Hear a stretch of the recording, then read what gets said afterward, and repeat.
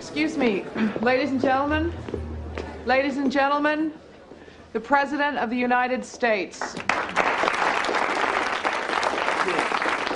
Thank you very much. It's a good idea to be reminded of the awesome impact.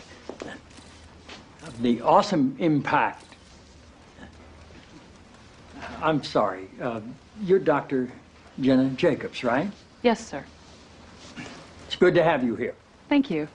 The awesome impact of the airwaves and how that translates into the furthering of our national discussions, but obviously also how it can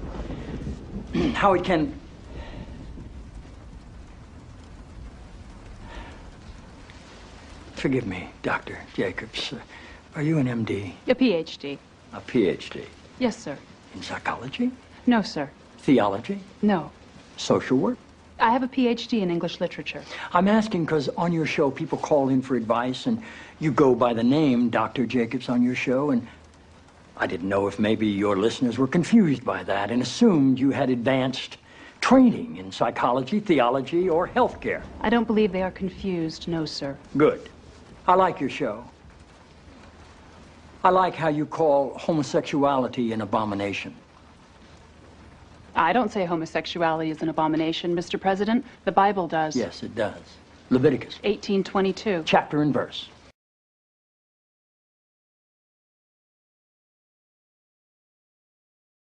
I wanted to ask you a couple of questions while I had you here. I'm interested in selling my youngest daughter into slavery, as sanctioned in Exodus 21:7. She's a Georgetown sophomore, speaks fluent Italian, always cleared the table when it was her turn. What would a good price for her be?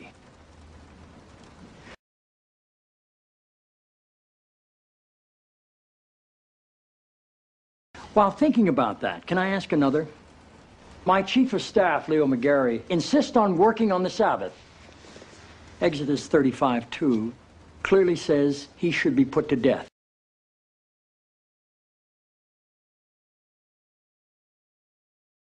Am I morally obligated to kill him myself, or is it okay to call the police?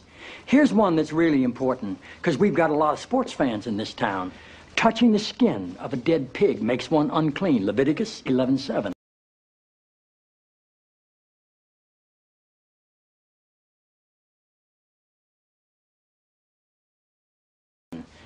If they promise to wear gloves, can the Washington Redskins still play football? Can Notre Dame? Can West Point? Does the whole town really have to be together to stone my brother John for planting different crops side by side? Can I burn my mother in a small family gathering for wearing garments made from two different threads?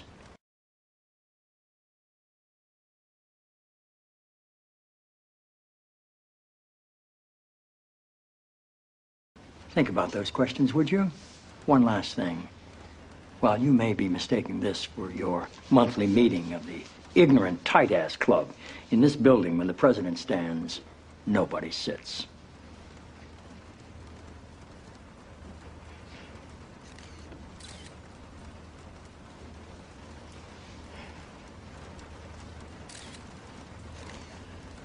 Toby. Yes, Mr. President. That's how I beat him.